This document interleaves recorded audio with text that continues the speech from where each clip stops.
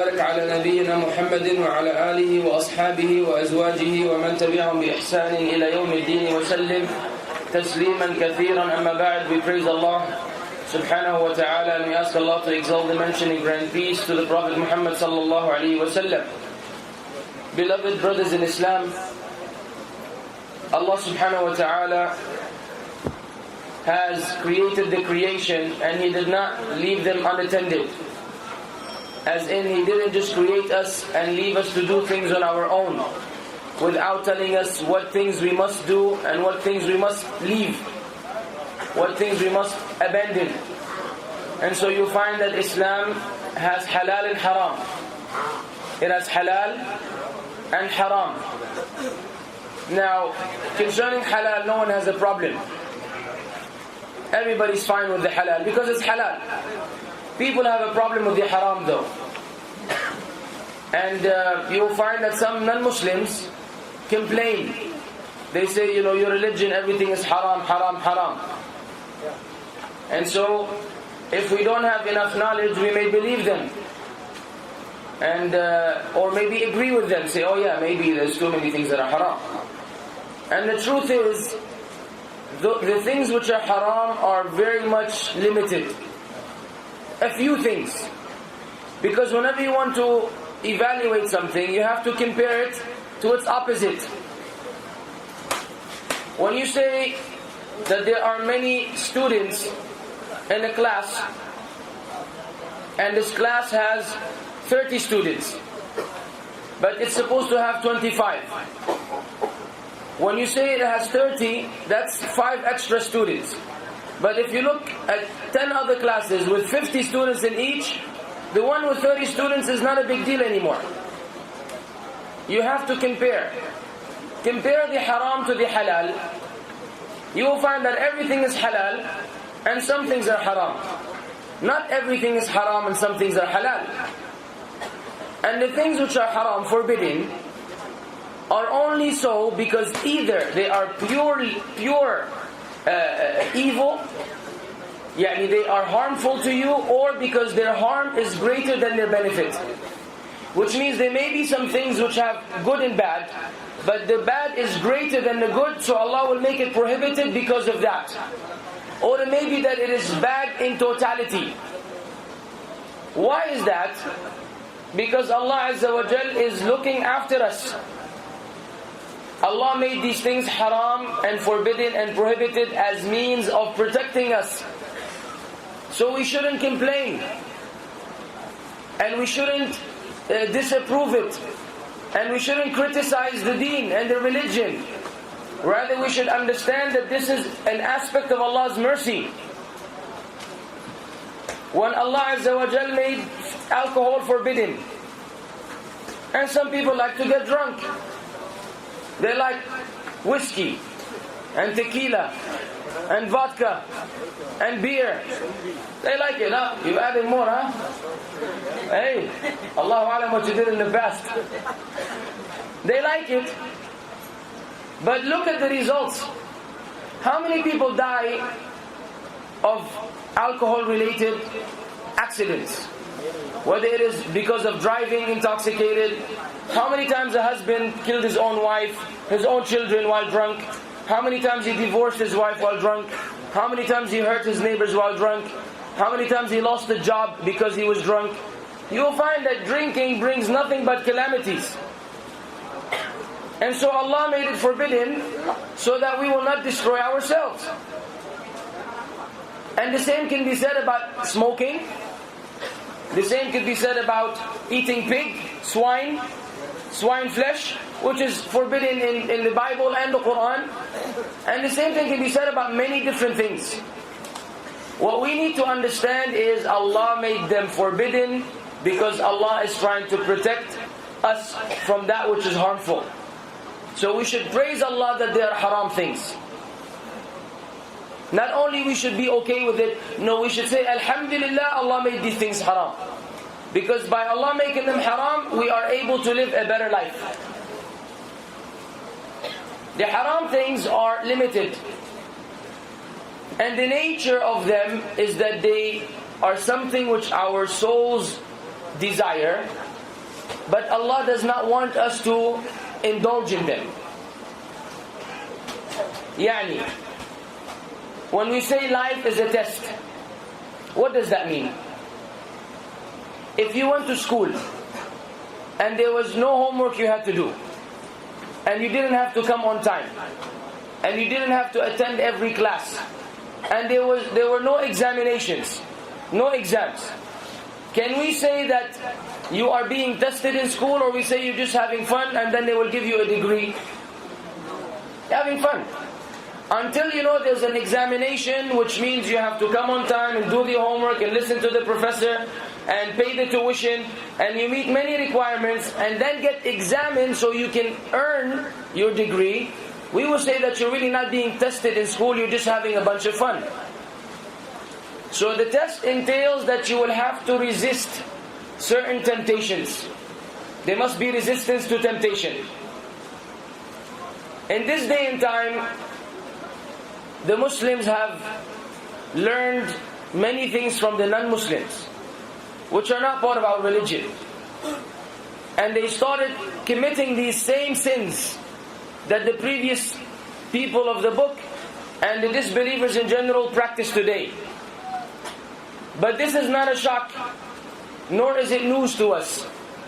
Because the Prophet ﷺ said to the Sahaba, "By him in whose hand is my soul, you shall follow the ways of those who came before you.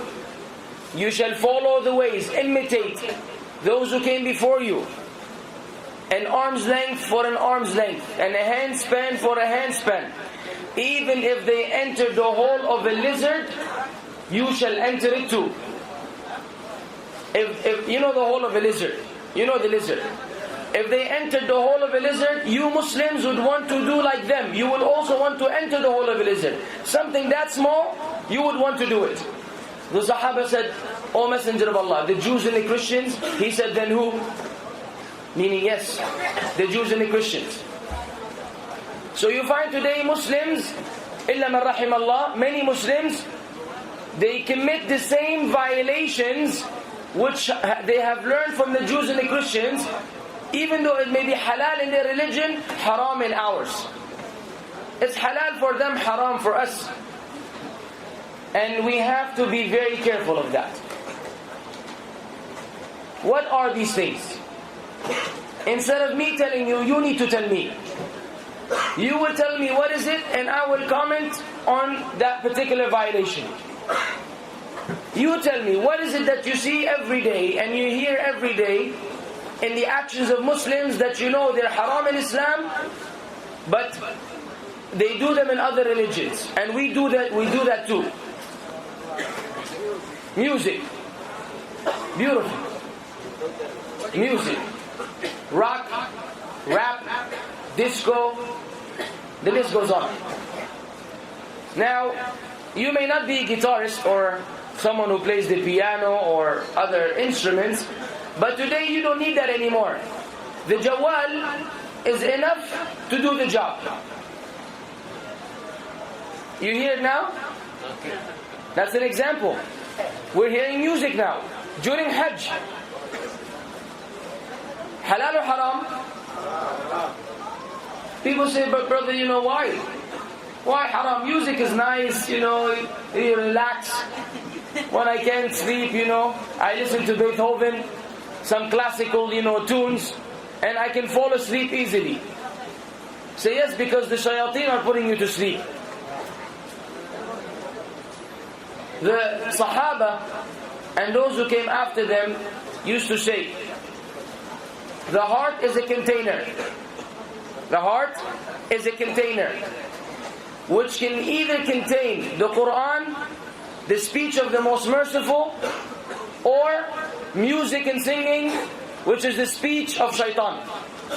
These two cannot coexist.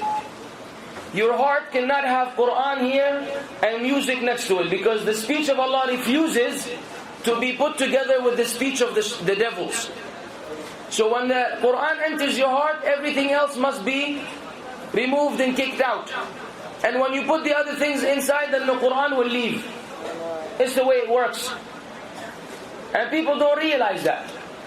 They don't realize the consequences of music. Music is haram according to the Quran and the Sunnah. And the agreement of the scholars of Islam, the four Imams. The Imams of the Madhahib, Imam Abu Hanifa rahimahullah, Imam Shafi'i, Imam Malik, Imam Ahmad, which are considered to be senior scholars and a reference for the Muslim Ummah. Not that we follow anyone blindly.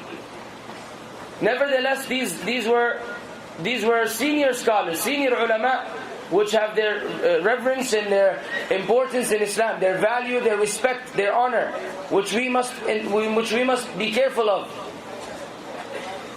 Allah says in Surah Luqman, وَمِنَ النَّاسِ مَنْ يَشْتَرِي لَهْوَ الْحَدِيثِ لِيُضِلَّ عَنْ سَبِيلِ اللَّهِ بِغَيْرِ عِلْمٍ وَيَتَّخِذَهَا هُزُوًا.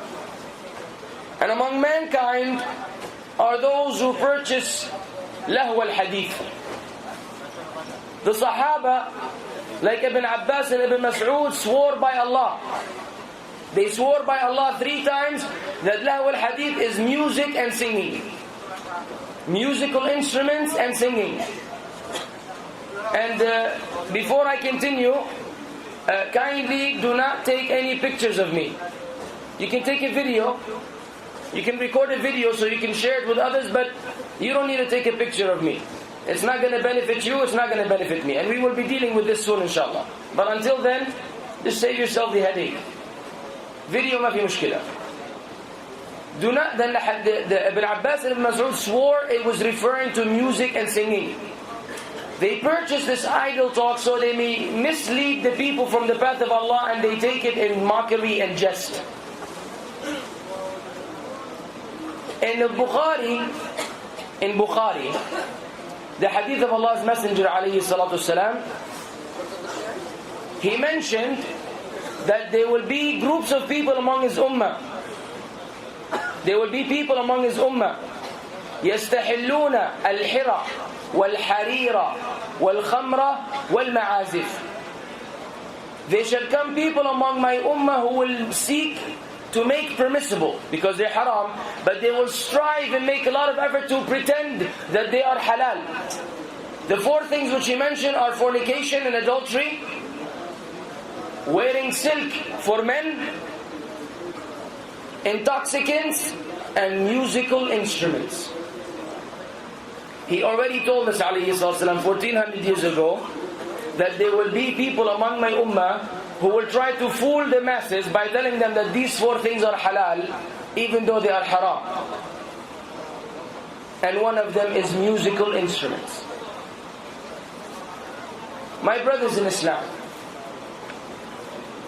no doubt you will enjoy listening to a song or some music. But the question you should ask yourself is everything which you enjoy good for you? Is everything which you enjoy good for you? Or it could be bad? Doesn't everyone love women? Don't you love women? I hope the sisters are not listening to this. If you're normal, yes. If you're a normal man, you love women. Not 1, 2, 20, 50, 100. As much as you can. Does that mean it's good for you to have relations with so many women? No. The fact that you like something doesn't make it good for you. So these musical instruments and the singing, even though you may like it, it is ultimately not good for you. Because Allah wants you to abandon it in the dunya so He may give it to you in the life to come. The hadith says, Qudsi, Allah Azza wa Jal says, أَعْدَدْتُ لِعِبَادِيَ الصَّالِحِينَ مَا لَا عَيْنٌ رَأَتْ وَلَا أُذُنٌ سَمِعَتْ وَلَا خَطَرَ عَلَى قَلْبِ بَشَرٍ. I have prepared for my righteous slaves in Jannah what no eye has ever seen, no ear has ever heard, and what has never come across a human's mind. Yani, if you were to imagine what is in Jannah from now until you die, if you sat in your place for 40 years trying to visualize Jannah, you will not be able to do so. It is greater than that. Allahu Akbar.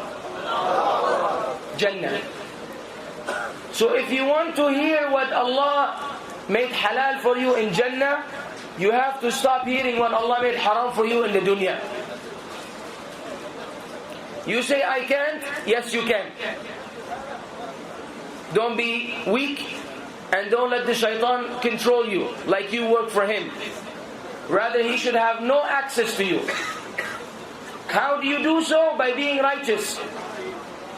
Because Allah said to Iblis, إِنَّ عِبَادِي لَيْسَ لَكَ عَلَيْهِمْ سُلْطَانٌ إِلَّا مَنِ اتَّبَعَكَ مِنَ الْغَاوِينَ. As for my slaves, Allah is telling Iblis, Satan, you shall have no authority over them, no control over them, except those who follow you among the deviators. You willingly, إِلَّا مَنِ اتَّبَعَكَ. Yani you, those who willingly follow shaitan, he will have control over them. If you don't willingly follow him, he will not have any control. Inna ibadi. So the more you are a slave of Allah, the more Allah will aid you against the shaitan and he will have no access to you. So from now on, from this Hajj, each one of you excuse me, will go to the settings of his phone and go to the ringtone and change the musical ringtone. In terms of listening to music on TV and radio, this is a given already. Khalas. Khalas, brother. Because if you keep doing this, your heart will grow hypocrisy. Hypocrisy will grow in your heart and you can't control it. You will become a zindiq. You will become an evil, corrupt person. Sooner or later. It's tough, but it's fi sabilillah. For the sake of Allah, you leave what Allah doesn't love. Change your ringtone to halal ringtone. There are many halal ringtones. The regular phone, or an airplane taking off, or a boat, anything, as long as it is not music. As long as it is not music. Because you don't want to disturb the Muslims with music. Not yourself, not others. And it's sad in the masajid that sometimes in the masjid you hear a Christmas song. Sahih? Don't you be standing in salah and all of a sudden we wish you a Merry Christmas and a Happy New Year, comes on someone's phone. And you know he's in the salah and it starts ringing and he's going like this and trying to turn it off. Shaykh, haram alayk. You've ruined the salah, your salah, the salah of the people. Ish had. Khalas, ya habib. Have a regular ringtone and make life easy for you and for the people. And before you enter into the masjid, put it on vibrate or silent. This is part of the preparation for the salah. So music and singing is not part of Islam. We have nasheed, no doubt. Nasheed. What is nasheed though? Nasheed is poetry, recited loudly. As the ulama define it. Nasheed is poetry which is recited loudly. And the Sahaba, some of them were poets. And they will use this poetry for the sake of Allah. And the Prophet ﷺ approved it. But what you need to be mindful of is that they were men. They were real men. In their voice, in their delivery, in their behavior. They were not singers. Today, many people say there's Islamic nasheed. And what is this Islamic nasheed? It's nothing but music. A guy, without mentioning names, he has an album, he tours the world, he performs on stage, he has women as fans screaming for him, and he says that this is Nasheed Islami. He said this is not Nasheed Islami. Nasheed is when you have poetry, you don't go to a studio and rehearse, and you have the earphones and the microphone and studio, all this profession. This is a profession. This is not Nasheed. It's supposed to be something natural. Like any one of you can get up and recite some poetry which rhymes. It has a rhythm and a rhyme. But today, ya akhwan, they call it nasheed and it is not nasheed. And the shaitan tricks you. He says, okay, you no longer listen to, Tupac and, whatever, Marilyn Manson or something, but you can go ahead now and listen to this other guy. And he really took you from one form of music to another. You have to abandon all of this in totality. That is the first one.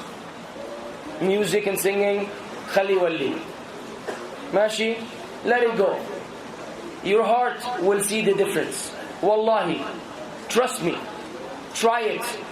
Leave them alone and watch the condition of your heart, how it will change. How it will change. You will not know until you try. But Allah Azza wa Jal will bless you and will instill in your heart iman and love of Allah and His Messenger and love of Islam and love of the Quran, and will protect your heart from deviance because of your choices. And if you don't, and you continue to listen to music and songs, then Allah will not make you love the Quran, because it doesn't happen. And He will not protect your heart from deviance, and He will not bless you in your life, and you may suffer in this dunya and in the life to come. Allah al-Musta'an. What is the second violation which the people commit? Fornication? Yeah, my girlfriend I met on Facebook. Everybody meets now, women on Facebook, it's easy. Or not even on Facebook now. Anywhere you go. All these websites, all these social, websites, social networking and whatever you call them, all of them are aimed at breaking down the barriers which Islam put between men and women. We don't deny that we love women. But Allah gave us a halal channel through which we can manifest this love, which is your wife. Your wife. Only your wife. If one wife is not enough, you can get a second, or a third, or a fourth, and that should be sufficient. But to have a girlfriend and commit one of the most major sins, which is forbidden biblically and in the Quran, and in many countries, even though they're secular countries, they have actually a punishment for the people who commit adultery and fornication. Even in the man-made laws, they consider it to be something which is abhorrent, something abnormal. The question which you should ask yourself is, would you let a man sleep with your sister, your mother, your daughter? Then don't do it to someone else's. End of story. The same way Allah made us jealous over women folks. By nature you're jealous over your woman. If you're walking down the street with your wife and you see a man staring at her and checking her out, do you become happy or upset? Upset. And you may say, what's your problem? Why you keep looking at my wife? Sahih? If one doesn't do that, he's crazy. Some are like that. Some, they want their woman to look as nice as possible so he can take her out and show off. Look at my wife. A'udhu billah. In Islam, this is called a dayyuth. A dayyuth is someone who has no jealousy over his woman. And in the hadith, he will not enter Jannah. He will not enter Jannah. Thalatha. 3 will not enter Jannah. Among them is the dayyuth. No jealousy over women. As a Muslim, you're supposed to have this jealousy. And if you have this jealousy for your woman, then you should also love for others what you love for yourself. Then you should not do it to their women. How many people have gotten AIDS, HIV, herpes, all kinds of sexually transmitted diseases, some of which there's no cure for? No cure. Because of that. Open relationships. How many families have been destroyed when the wife finds out that her husband has been cheating on her, or the husband finds out his wife has been cheating on him? How many children suffered because of that? This act is a calamity. And Allah says, وَلَا تَقْرَبُوا الزِّنَا إِنَّهُ كَانَ فَاحِشَةً وَسَاءَ سَبِيلًا. لا تقربوا. do not even come close to zina. Allah didn't say don't commit zina only. He said don't even come close. Verily it is a fahisha. It is an outrageously evil deed and an evil way. وَسَاءَ سَبِيلًا, and the most evil way for you to travel upon. So my brothers in Islam, if you're single, get married. And if you're married, be satisfied with your wife. Do not have relations with other women. Do not commit adultery and fornication. Do not destroy yourself and your family and the Muslims. You see, the sins which we commit don't only affect us, they affect all of the earth. Allah says, ظَهَرَ الْفَسَادُ فِي الْبَرِّ وَالْبَحْرِ بِمَا كَسَبَتْ أَيْدِي النَّاسِ لِيُذِيقَهُمْ بَعْضَ الَّذِي عَمِلُوا لَعَلَّهُمْ يَرْجِعُونَ. Evil and corruption has become widespread on earth and in the sea because of what people have earned with their own hands. The sins which we commit don't only affect us, they affect the Muslims in totality. They affect the Muslims in general. So from now on, all the ladies you have on your Facebook, you have to take them out. Because it begins with something simple. Hi. Hi. How are you? I'm fine. That's it. The next day, you add another question. And the day after, you add another question. And then after 1 week, why don't we meet? And after 2 weeks, you actually meet. And after 1 month, you've already done what you're not supposed to do. And in the beginning, she's just a friend. Oh, I don't have any feelings. It's just a friend. There's no such thing. That's the shaitan trying to drag you in slowly but surely. You don't need any female friends. Because this is what opens the door for zina. What is the third thing you can think of? Watching TV. Yeah, Baywatch? Remember Baywatch? A'udhu billah. The red bikini, huh? Yeah. This TV, man, is actually more like inviting shaitan into your house and giving him a table on which he sits. That's what it is. The TV is a speaking shaitan. Unless you're watching halal things. But truthfully speaking, how many halal things can you watch? You tell me. Tell me some halal things you can watch on TV. News. Who is the news? Who's the one delivering the news? The most beautiful lady they can find. Have you ever seen an ugly lady giving the news? It wouldn't work. No one will listen to the news. They bring you the most beautiful woman they can find, half naked, to tell you the weather. It will rain today, and tomorrow it will be cloudy. Why?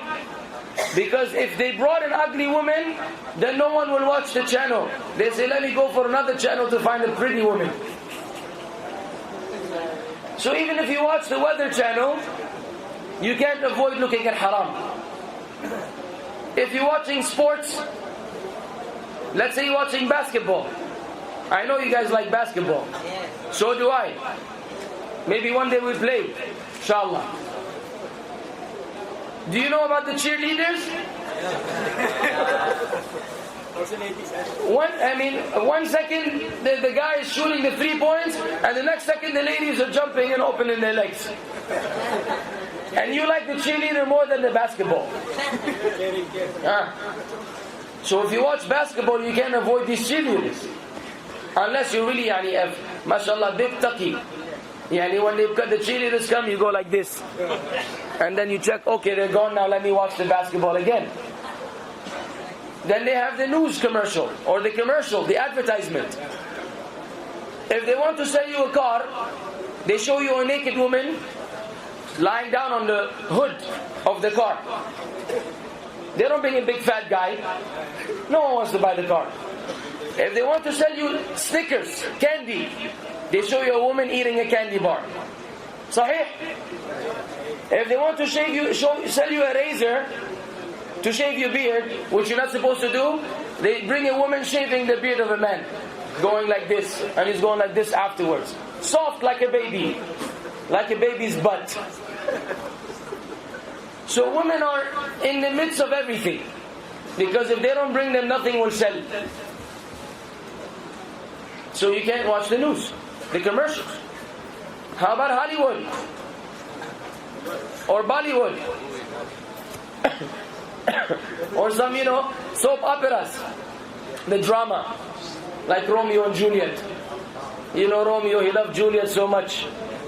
And when he tried, very hard, how did he manage to... They show you this in the movies. To show you that music, by the way, leads to haram and zina. When a man loves a woman and she doesn't love him back, he always tries to communicate with her, and she's always telling him, leave me alone. So what does he do? He writes a song, he takes his guitar, he goes under her house, and he starts singing for her. All of a sudden she comes on the balcony and she's smiling. Now I love you back. That's what it was needed. A song with a guitar, suddenly she loves him. Jazakallahu khairan. Whoa, where did you get cold water from, mashallah? That shows you that music is also used to make men and women. I mean, usually those who commit zina, they have to have music in the background, because it's part of the mood. It's part of the mood. Yes? So then the TV, unless you're watching Islamic material or some documentary, we don't make Animal Planet. If there's no music in the background and you're watching Animal Planet, that's fine. But even in Animal Planet, they show you the animals having sex. Right? I mean, it begins about the lion and how the lion, next thing you know, they show you a lion on top of a lion. Or a lioness. So even in Animal Planet, there's no escape from, from the relationship between man and woman. It's an attack. It's brainwashing. So that becomes normal to you. It becomes normal and you don't feel there's anything wrong with it. So be careful of that TV. The children are the ones who suffer the most, wallah. You may be old enough to know how to control yourself, but the children do not. And studies prove that watching TV creates a disease in the children. Attention disorder. Meaning they become unable to pay attention. And you speak to them and their mind is scattered all over the place. They lose their ability to concentrate and focus. Furthermore, the cartoon which the children watch is all brainwashing as well. You remember The Little Mermaid? You know The Little Mermaid by Disney? What is the story about? I'll tell you. Half-naked woman wearing a bra only. Only a bra, no shirt, no need for the shirt. She loves a man who lives on earth, and she's running away from her father to meet her lover. That's The Little Mermaid. Now they bring you songs and all kinds of, they make it, fun. But your children are being brainwashed that it's okay to fall in love, disobey your parents, and run away from them. And so when the girl becomes 10, 15, she runs away from home. And you don't realize that she was brainwashed by The Little Mermaid when she was young. All of these cartoons are actually brainwashing tools that the non-Muslims use against the Muslims to destroy our aqidah. Tom and Jerry. You know Tom and Jerry? You're remembering the old, episodes. What is it? You remember the episode when Tom had a dream that he killed Jerry and he went to the hellfire? Kufr and shirk.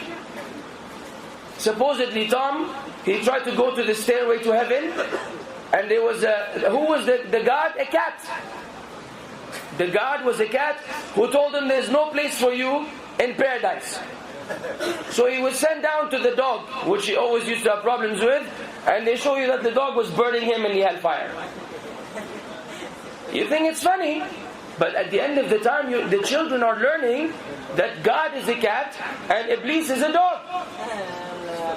Hey, this is crazy. This is against our deen. You will not find a cartoon except that it has a problem. And the children are watching this day and night. That's why they don't memorize the Quran very well. And they don't do good in school. Because they prefer at any time to play video games and to watch cartoons. When you take the TV out of the house, wallah, you will save yourself a lot of headache. I'm only going to say this to you just to show you an example which I can relate to. My own children. My own children, because we don't have a TV and all praise is due to Allah. You know what is the thing which they like doing the most? What, you know, kids, 7 years old, and Maryam is almost 4 years old, or 5 maybe, and Mu'adh is 2 years old. You know what is the most entertaining thing for them at home? Reading a book. They fight. You know, if I want to give them a prize, you can read this book. Imagine children, usually children tell them read a book, say, get out of here, man. I don't want to read a book. Let me watch something. But when you take the TV out of the house, they have to do something else with their time. So they will spend it in learning and educating themselves. So they read the Quran, they read an Islamic book, they play with Legos, things that are used to train their minds to become more intelligent. The time is used in a beneficial way. And children are like clay. The way you form them, the way you sculpture them in a sense, they will remain like that. If you train them from young age to love knowledge, love Islam, love the Quran, they will naturally grow up like that. And if you train them to love cartoon and movies and whatever, then they will be like that. So be careful of the TV. What else? Huh? 5, 6? Riba. Riba requires a lecture. Let us deal with things, even though riba is basically, some of us fall into it when we borrow money. And sometimes from the bank. The money, the bank will give you a loan, 10,000 riyals, and then they will make you pay back an interest rate. Every month, 2.5% of the amount, so you end up paying back 15,000. That's haram. Sahih? Because Islam is a religion of compassion. If you, my brother, you are in need of money, do I take advantage of that or do I help you? I help you. In Islam we have qardan hasanan, a good loan. You need 10,000? If I have it, here's 10,000. When you're back on your feet, give me back 10,000. I'm not going to tell you give me back more, because that makes it worse. You already need money. Do I require you to pay more money? No. So be careful when you deal with these issues. Banks and the interest in the bank account they give you every month. This is not allowed in Islam, ya akhwan. And Allah Azza wa Jal mentions in the Quran that He declares war.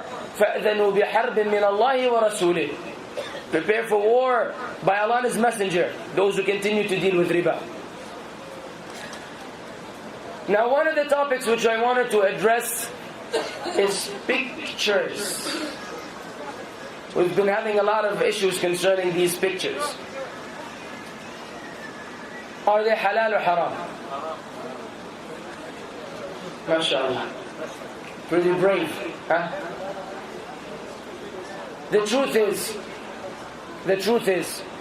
there's a difference of opinion. What the scholars agree to is that sculpturing an image is haram definitely. If you bring a statue of a human being or an animal, it's haram. Plants, sun, moon, ocean, ما في مشكلة. The non-living things, it's fine for you to sculpture them. But human beings and animals, no. They agree.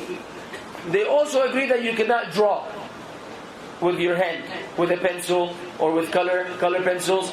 You cannot draw a human being or an animal with their face. They also agree about that being haram.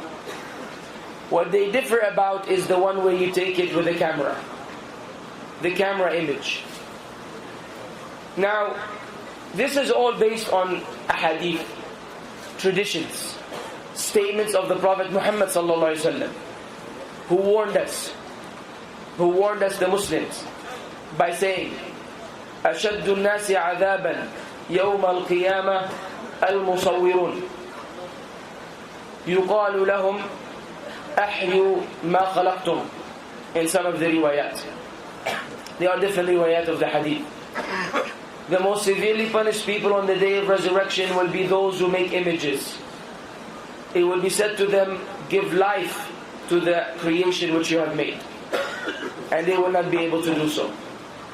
They will not be able to give a soul to that image. This is an asl in the mas'ala. This is a fundamental principle concerning this issue. Taking pictures. Now, Ikhwan, the truth is, people love taking pictures. They love it. For whatever reason. For whatever reason. But do you know how shirk began? Shirk, you know shirk? The greatest crime? Associating partners with Allah. You know how it began? It began with pictures. Not a camera picture, but that same principle. After the time of Adam, people were upon Tawheed, worshipping Allah alone. Until 5 righteous men died. When they died, Shaitan came to the people and said, are you going to leave them to die without anything which will keep their memory alive? No, you shouldn't. You should make statues in their appearance, so that you will remember how righteous they were. So that anytime you're feeling lazy in doing ibadah, you will look at these righteous men, and that will encourage you to worship Allah better. Look at the shaitan. He doesn't come straight, he takes a side road. They said, okay, good idea. They sculptured them in the same appearance of these 5 righteous men. Do you know what their names are? Waddan, wa Suwa'a, wa Yaghutha, wa Ya'uqa, wa Nasra. 5 men.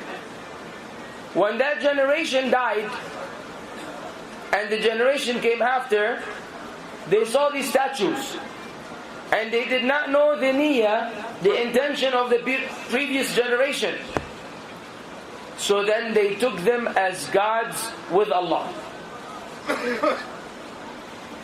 They took them as gods with Allah. So they said, these are our intercessors. You know the Christian concept. It's a Christian concept. That I'm very bad, I'm evil, and God is pure, and I cannot go to God directly because of my evil and the pureness of God, so I go through Jesus. Jesus will get me there. That's why He died for my sins, because I myself can't do anything about it. So Jesus had to do it on my behalf. That's the mentality of Christianity. So this idea of making images is what brought shirk. The reason why so many people will abide eternally in the hellfire is because of what started with an image. With an image, ya akhwan. So these pictures, ya akhwan, wallahi, they don't benefit you in anything. They don't. Yes, you like them. But let me be frank with you. There's a difference of opinion. Is it halal or haram? But we have instructions from the Messenger of Allah alayhi wasallam who said, إِنَّ الْحَلَالَ بَيِّن وَإِنَّ الْحَرَامَ بَيِّن وَبَيْنَهُمَا أُمُورٌ مُشْتَبِهَاتٌ لَا يَعْلَمُهُنَّ كَثِيرٌ مِنَ النَّاسِ فَمَنِ اتَّقَى الشُّبُهَاتِ فَقَدْ اسْتَبْرَأَ لِدِينِهِ وَعِرْضِهِ. He said alayhi wasallam, halal is, that which is halal is clear, and that which is haram is clear. Between them are doubtful things, which many people don't know. So whoever abandons them, stays away from them, he has protected his religious commitment and his honor. وَمَنْ وَقَعَ فِي الشُّبُهَاتِ وَقَعَ فِي الْحَرَامِ أَوْ فِي الْحَمَامِ. And whoever falls into these doubts, he will fall into haram. When you play games with the doubtful, you will wind up in haram.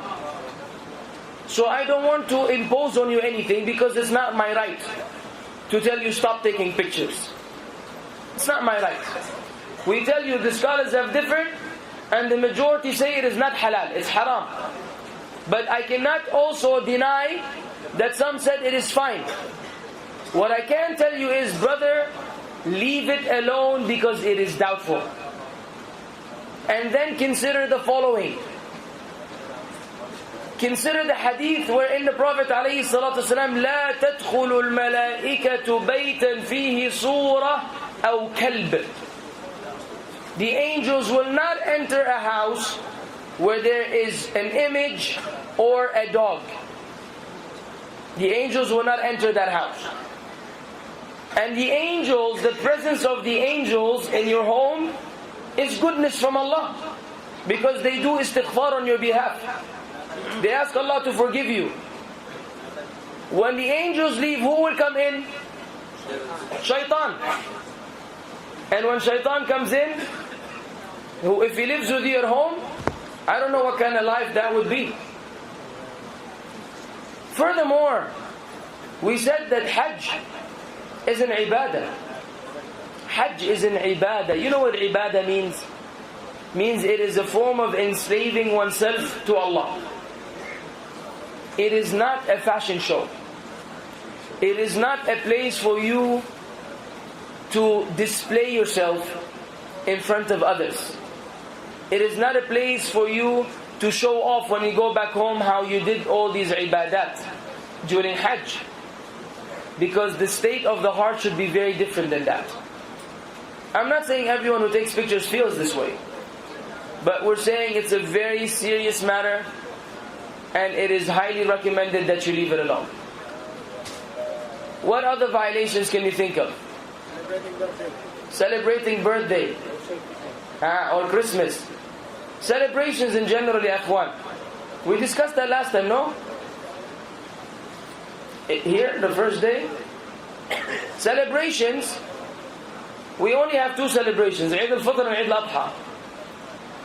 And we said that celebrating Christmas is like approving of Christianity, and that Jesus or the Son of God was born on the 25th of December. Celebrating birthday is a pagan celebration.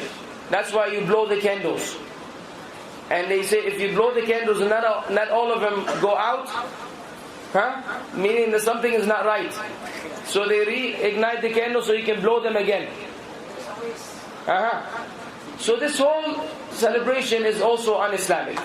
And you're a regular person, we're regular people. You celebrate the Eid which Allah Azza wa Jal gave us, and you don't need to celebrate anything else. There's a lecture, and it was on YouTube, titled, Can I Celebrate This?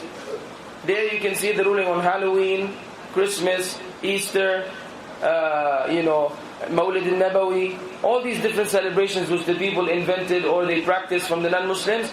The lecture is detailed concerning that. Among the commonly spread sins is shaving the beard. Lihya. They call it, if you have it, you call it mutawi'. Sah? Now, the beard is beautiful because it is obedience to Allah and His Messenger. The Prophet ﷺ commanded in over 5 narrations that we should grow our beards. Khaliful mushrikeen, u'ful liha, wahful shawarib. Distinguish yourself from the disbelievers by letting your beard grow and trimming your mustache. The easiest act of worship in Islam is growing the beard, because you don't have to do anything. Does anyone go at night and put fertilizers on his face, then he pushes so that his beard grows? Have you seen someone do that? It grows on its own? Does it grow on its own? Yes, it does. Who grows it? Allah Azza wa Jal. What are you supposed to do? Leave it alone. Now some people don't have a lot of hair. I understand. Some people are not hairy. Or their facial hair maybe a few hairs. One here, one there, 4 different hairs, each going in another direction. Say, brother, it doesn't look good. Say, yes, it does. He can comb it, have a comb with you. That's why you should always walk around with a comb. Any given situation, you fix it up.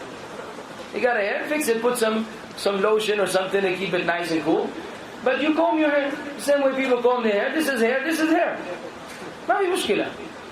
Even if you have 4 hairs, that's none of your business. You let them go, you let them grow. Allah will bless you for that. When you shave it, however,